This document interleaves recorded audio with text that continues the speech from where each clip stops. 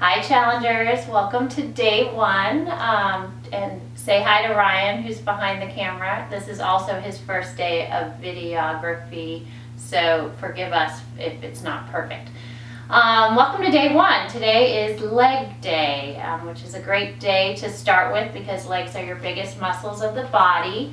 Wanted to tell you a little bit about the structure of the workouts and then show you the exact proper form for each of the moves.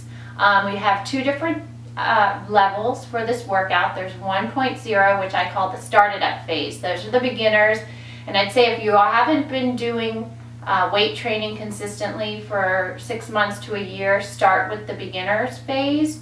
And then there's also the 2.0, I call that the ramp it up group, and those are the folks who have been weight training consistently for quite some time. I have made sure that each move, and maybe I should show you the moves here. All the moves match up in terms of making sure that we cover all the major muscle groups in the legs. The A exercise for the starters is a squat, which works your quads and hamstrings.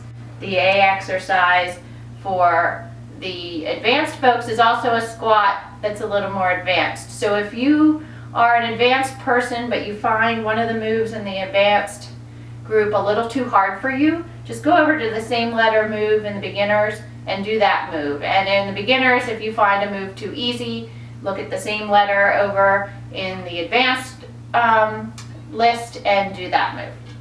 So what you're going to need for today's workout is a chair for the step-ups.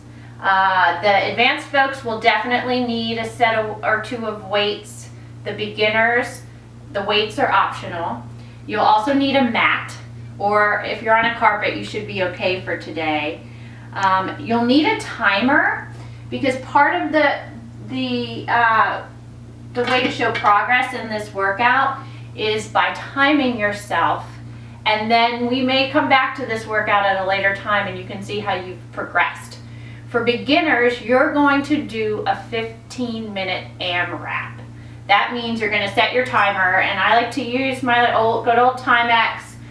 I didn't put this on the equipment list, but there's something called the Gym Max. That's awesome.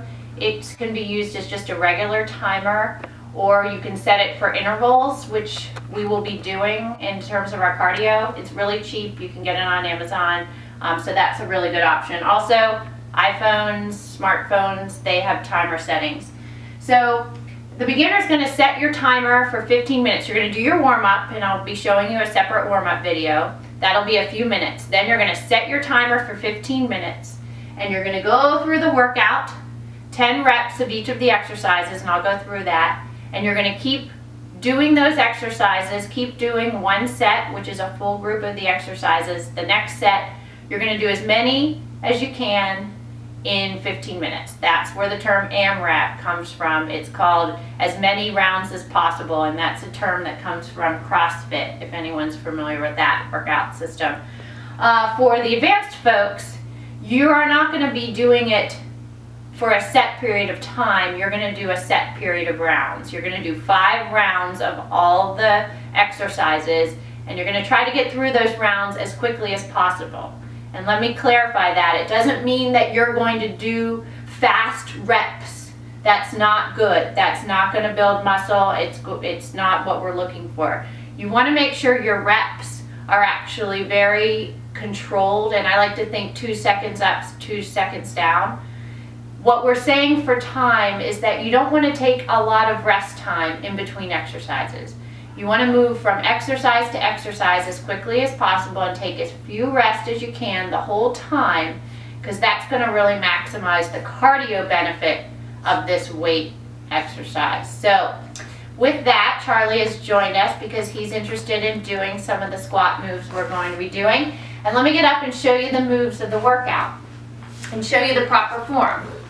So the first exercise that both the beginners and the advanced are going to do is the squat, sometimes called the air squat if you're not using any weights. For beginners, I'd recommend, if you're really new, don't use weights, and if you feel it's too easy, add some weights. Squat, you want to put your feet about shoulder width apart and angle them very slightly outwards. And then I like to put my hands in front because it counterbalances the fact that you're sitting backwards. And then squat down, back. I hate to say this, but it's kind of like you're squatting over a toilet.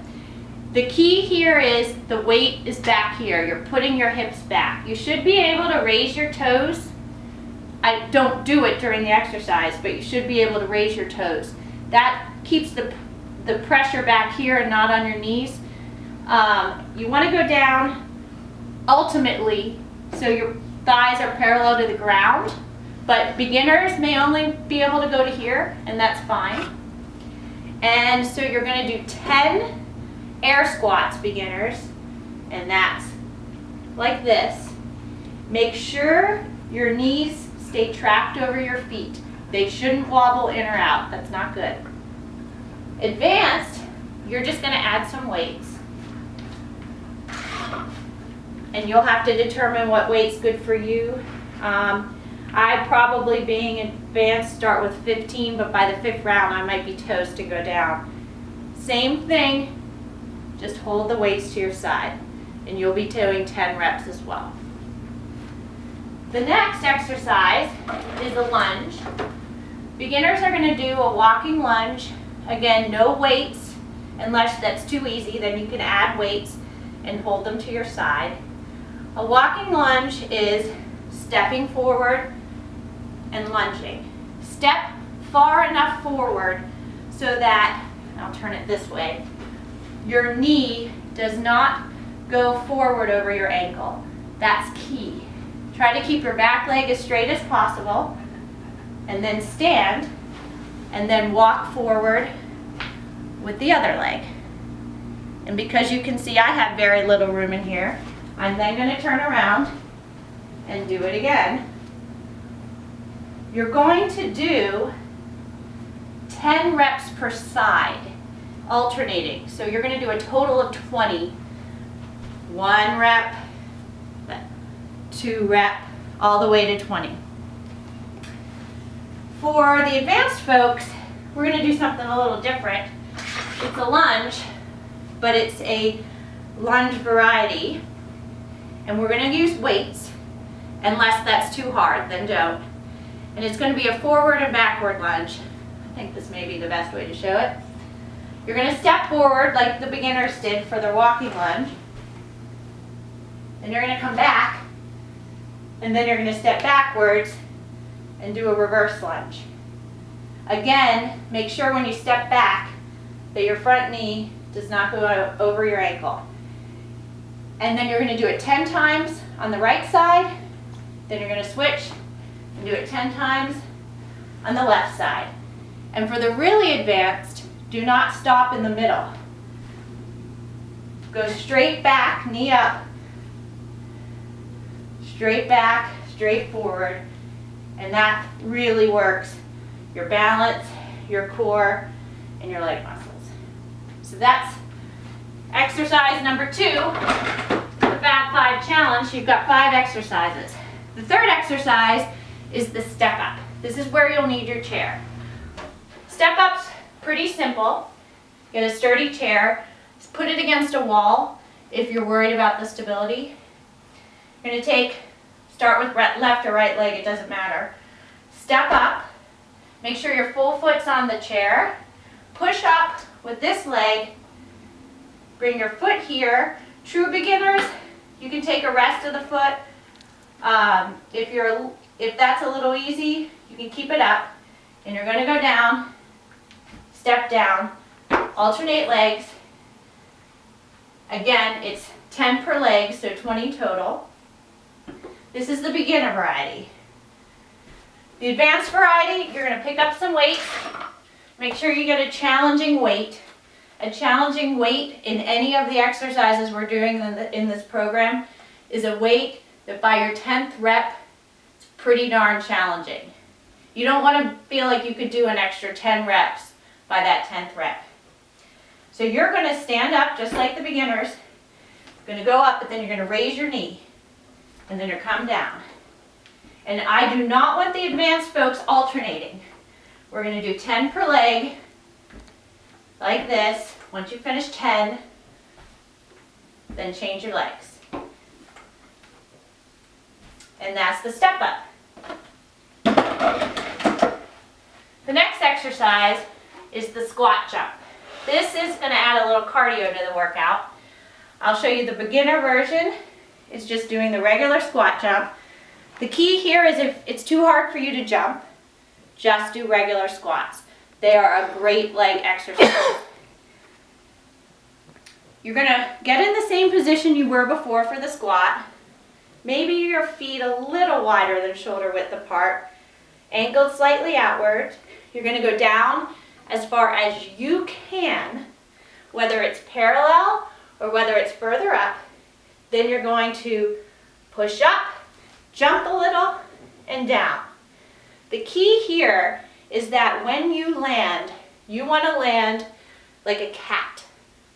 I don't know if cats actually do squats, but if they did, they would land very softly with their knees, if they had knees, slightly bent. You do not want to jam your joints. So you jump up, knees bent. I kind of land on the front, the forefoot of my foot. And it should be really quiet and jump as high or as low as works for you. You're going to do 10 of those. Advanced, we're going to Japan and doing the sumo jump squat.